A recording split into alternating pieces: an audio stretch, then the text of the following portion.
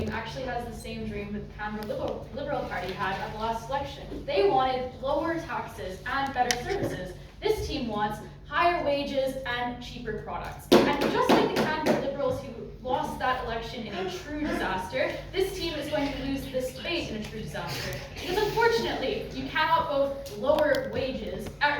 raise wages and lower prices. If wages go up, the product will probably become more expensive because you are spending more on wages to develop it. And that should indicate just how bad the economic analysis coming out of this team truly is in this round. Let's talk firstly about what this breakup is likely to look like. And I note here the number of concessions we get in Toomey's speech. Like, he's like, oh yeah, shit, that's true. We would just create a bunch of smaller monopolies. So I guess in those instances, we then have to carve them up in some way that is never defined and is now newly propped at third affirmative, which I think goes towards showing that these types of breakups are actually extremely complicated, which is why they almost never occur. I invite you, panel, a number of knowledgeable people here, think about the last time that an extremely large company was broken up.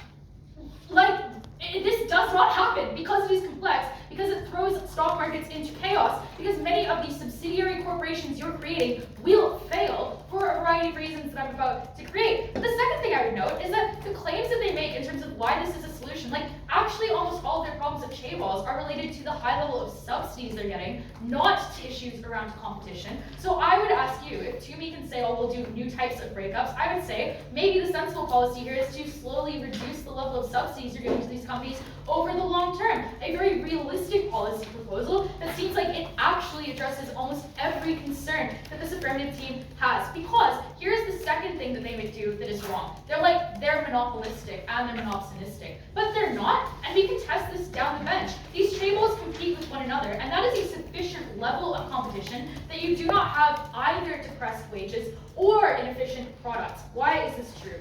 Firstly, it is just true that Samsung and LG both create things like consumer electronic products. There are Samsung phones and there are LG phones. There are LG batteries and Samsung batteries. Many of these Chaebols compete against each other. I think Hyundai is one that's mentioned in the info slide, but I believe there are other famous South Korean car manufacturers that are also Chaebols, like Mazda. So it is true that there are lots of competitions that occur between the Chaebols, and that is usually sufficient to ensure that there is competition on wages and on products as well. And because South Korea is, as we tell you, an export-oriented country that needs free trade and signs a lot of free trade agreements, that is reciprocal, which means that not only is it begging countries to let it export to them cheaply, it is also in return offering to take imports cheaply. South Korea is a very free trade economy that is very, very low barriers to trade, which is why it is the case that actually Apple finds it very easy to set up shop in South Korea, to have stores where they sell iPhones. The problem is that South Koreans buy Samsungs because they think Samsung or LG phones because of the fact that we explained to you these Chaebols are tied up in national pride, and South Koreans are happy to pay more for them because in South Korea they're status symbols, just like how in the US Apple is a status symbol and people pay more for Apple phones that are often worse than cheaper Samsung phones in terms of their features. It's the same thing, and that's a reasonable customer-like decision that they make all the time. Secondly, in terms of the labor market, bizarre claims. Like, the guy who's making LG phones can also work for Samsung and make their phones too. The coders who work for Samsung can work for LG too. This is just true. Like, a lot of these things are things where it's easy to move between these types of companies. A lot of jobs are very generic. A lot of skills are very transferable. There's no reason to believe that any one of these Chaebols is so highly specialized that you're only educated such that you can work for Samsung and LG would never ever hire you. Makes no sense. And the other thing I would note here is that the problems that they indicate around the way that workers are treated are just an issue in South Korean culture. Non-Chaebol companies practice these things as well. They also treat workers poorly. They also demand high levels of in-office attendance. This is something that also occurs in other countries like Japan and Taiwan in this region. That is because it is a cultural issue and companies are all behaving this way. So it's not an issue that's related to competition, it's an issue that's related to culture, which this team does not do anything about. The last thing to talk about then is just to deal with this claim that Kat makes, which is like, well, this is uniquely necessary in South Korea because they ban short selling. But short selling is when you bet that a stock price is going to go down. And just like how if I bet that my favorite rugby team is going to win, that doesn't make them more likely to win. Similarly, if you short sell a stock, that doesn't make it more likely for that stock to go down.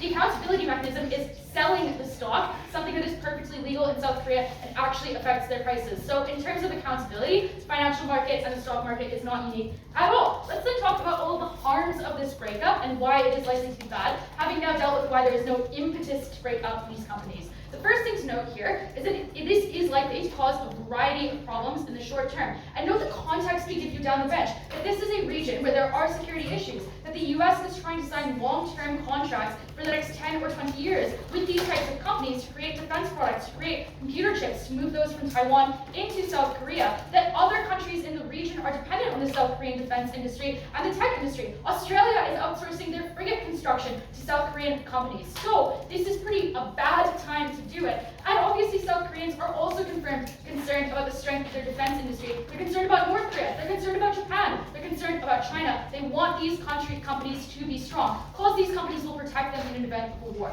Let's talk then about why this damages these new companies, why some of them may in fact fail. The first thing to note here is that obviously there are just inefficiencies around replicating things like HR, like management positions, around needing to buy new facilities. We give these to you at first. But the second thing to note is a series of other issues. For instance, when Hanwha's missile construction firm is split off, that will often allow, there will be clauses written into contracts to allow the purchasers to cancel those contracts because the shape of the company has now changed, because it's unclear, will somebody new take over that company? And obviously these types of contracts rely on the idea that you know who owns the company, you know who has access to the blueprints of your missiles and your frigates. This is critical, so that's why those types of protections are written in. Similarly, it's unclear what the new stock prices of all of these new companies will look like. Some of them, because of this chaos, because this is so unprecedented, because this is so rare, are likely to go down rapidly. And when you see those massive precipitous falls, that can trigger things like clauses in debt contracts where banks are immediately entitled to do things like demand you pay them back right now or repossess your assets. These are protections written in case these companies experience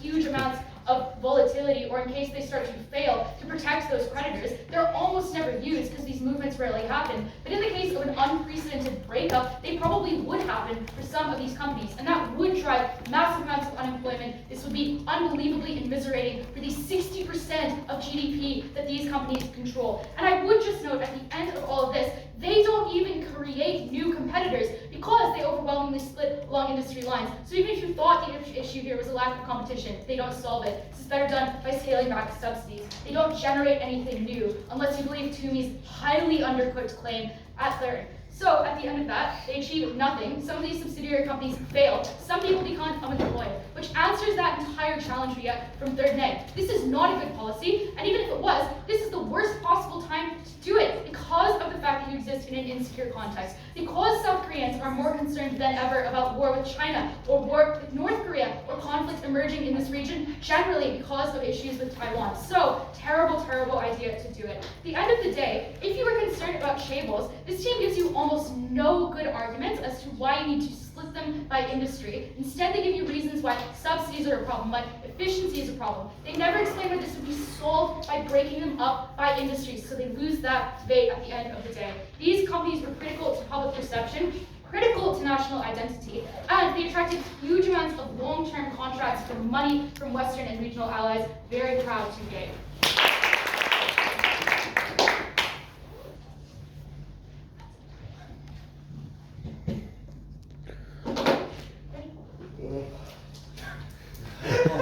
Wow, okay. It's recorded, buddy. Oh, God.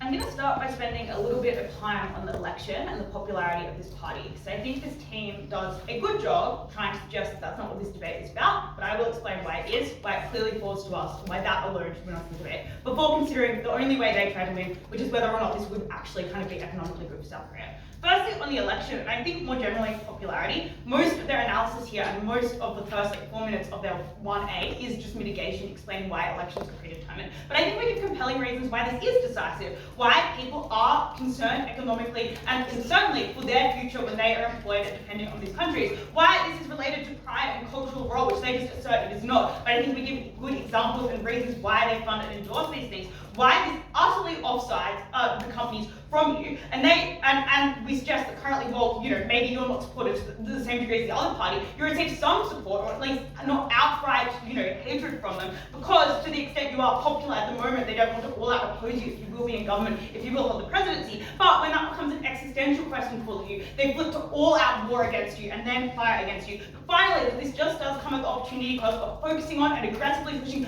other policies that are popular among the South Korean population, whether that's economics or defense or whatever. There are alternatives you would focus on that would be popular. They say to all of this that it doesn't matter, your popularity is just so great already, the election is in the bag. But I think they provide reasons at first why this is unlikely, why elections often do sway on things like, freak events that happen, personality, literally individual debates or comments someone makes can sway elections. I think obviously by the info slide there has been upsets in power. COVID was enough to uproot someone. I think there are reasons why, to the extent we explain this is pretty massively significant. It could be enough to overcome all of the things they point to. But secondly, I think they misunderstand the current popularity as a given, and we say yes, you are popular. That's a reason why you should not destabilize the vote. You should stick on current course. That is not to say that you couldn't destabilize the vote, it's just that you shouldn't. And I think you should weigh this really highly. It is by far the most certain interest of this party. Do I know whether these politicians care about the economy of the country? Do I know if they personally have vested ties in these companies themselves? We don't really know that. We know they are a political party that wants to win. And this is also how they achieve all their other political ambitions that they would like, how they could, for example, even regulate these companies to some degree if that's what they wanted to do. But secondly, this is not just about the presidential election. This party obviously contests other elections, parliamentary elections. The degree to which they win matters, but also whether or not they hold power in other situations matters as well. Even if you think they have the presidential election in the bag, you shouldn't still care about their popularity and the rhetoric that associates to them in the short term. I think we win compellingly there. Secondly, on whether this is a good policy, what is certain here? We explain certainly that this is risky and destabilizing and hard to do in the short term. That it is just difficult to redraw all of these contracts, change over all of the employer-employee contracts, reorganize the structures of these companies, particularly if they want to make this even more complicated at third affirmative, to overcome some of the issues that we point to when it comes to things like not having these owned by people who have ties to each other and instead breaking up who the CEOs are. That means investors do flee. That means international governments who have contracts with you do flee, do turn to other sources to promote their weapons. And that is bad. That is in the short term blamed on you as a party. Again, decreases your popularity, which again means even if in long term this is a great popularity, that short term uncertainty matters a lot more. But also it doesn't explain why a lot of the issues they point to could not be done through slower reform when you have these companies somewhat on site so you are able to kind of do free flow things. What then do they say on this? What is the only way they could win? They have to prove that these companies do have a monopoly and do the really bad things they point to, but secondly that they solve that, and we can test both. We say these do compete amongst each other. Obviously you can compete for things like workers, skills, they're transferable. Some of them make similar products. There is domestic competition. But secondly, there is international competition to innovate, that you can't raise prices all the way to compete in other markets. But finally, that you are just likely to care about the long term because it is dynastic in nature. This is not a problem. We give good examples of the way the companies focus. But finally, they don't fix it. Families retain power. They still have money in government to lobby against you and will do so more now that you have literally broken up their power. They're still likely to collude. They don't get rid of nepotism and cronyism in South Korean politics. But secondly, horizontal monopolization is still bad. It means they don't fix the issues they point to.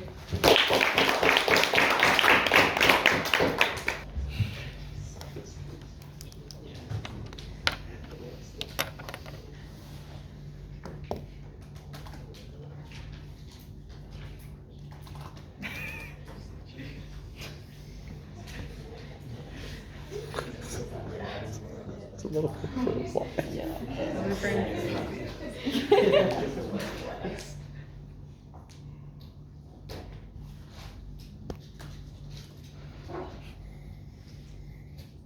Alright, you good to go? This negative team can lick my Chaebols. Their analysis of, well, we can just regulate them, incurs all of the same harms they talk about, right? Because how far does that regulation go? How does the market react to the uncertainty of that regulation? Surely if you do this, the Chaebols would stand against you anyway, and that incurs all of the harms there. Discounting the fact that it's a third leg account model, you shouldn't credit it. And if voters hated this policy and this party because of it, Why did this party do so well at the elections, which was in the info slide, after proposing this in the past? This is a team that is afactual. This is a team that will lose the debate. First question I'll ask is are Chaebols in and of themselves good? The reason that this question is so important is it affects all of the analysis on the election. Because their claims around, Western states want something that is more efficient. Workers sort of need to have a job, and workers are corporate bootlickers. All of that fails if Chaebols are currently fucking over their workers, being incredibly inefficient, being incredibly bad for the market. And that is why this is the fundamental question of the debate, and the fundamental question the affirmative team answers to a very significant degree. So they have, I think, like 2 lines of rebuttal broadly to an argument that we gave you at Apple. The first is that these are firms that compete internationally. We first explained that this is untrue. Samsung has a global monopoly on tech. And that secondly, it's unclear that they would focus internationally given what both teams have accepted, which is that there is a fixed there is a fixed captive audience in South Korea. Why would you go internationally where it's much more expensive and you have to compete against a ton of different firms than just go to somewhere where you can price gouge? Their last claim is, well, I guess they can sort of compete with one another, but this, I think, should be discounted based on all of the analysis they give below this, which is, these are firms that sort of collude because they're all brothers and sisters, right? And these are firms,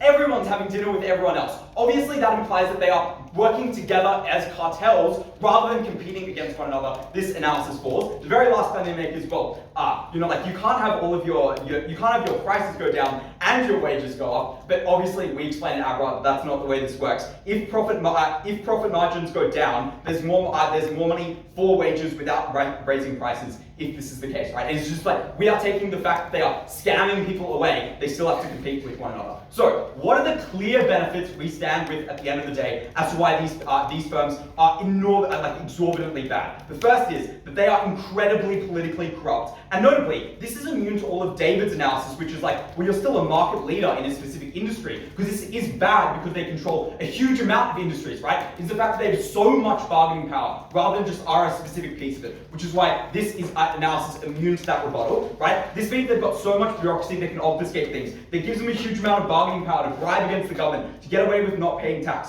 But that also they price gouge consumers. They control all of the supply lines. Samsung owns things like laptops, phone screens, etc., and that they incredibly exploit their workers. This team tells you that, as we tell you, right, like most workers can't go anywhere, because this team tells you Chaebols own 60% of the market, right? Like, that is why they're able to destroy you. That is why they're able to influence policy over all workers, because they have a vested interest in controlling what every worker's wage is. This, I think, is the most important question, because not only does it flip all of their analysis around people liking it, but it also just explains that, one, this is a good in and of itself. This is an enormous practical gain. And this is something this actor cares about for the reason that they have a revealed preference to care about it. They tried this before. And that lastly, if it is good, it is beneficial at every future election. Because if you brought forward a good party that matters and has a good legacy, that is something that matters. Let's last go into perceptions around this. There is, I think, one very big problem with all of their analysis, which is that people already perceive this party will do this, because they have already done it, right? Which is why all of their analysis around perceptions doesn't apply here. We give you a huge amount of analysis to believe this will not sway the election, because the election is decided on a ton of other things, because there is a huge amount of backlash against the PPP, because they were incredibly pro-Japan, because they were incredibly bad towards women, and that the election will likely be decided around a plethora of issues, and that polling-wise, they're doing so much better. This is not the marker of the debate. We are just deciding to stand for good policy going forward into the future. This party has supported it. They will do so again.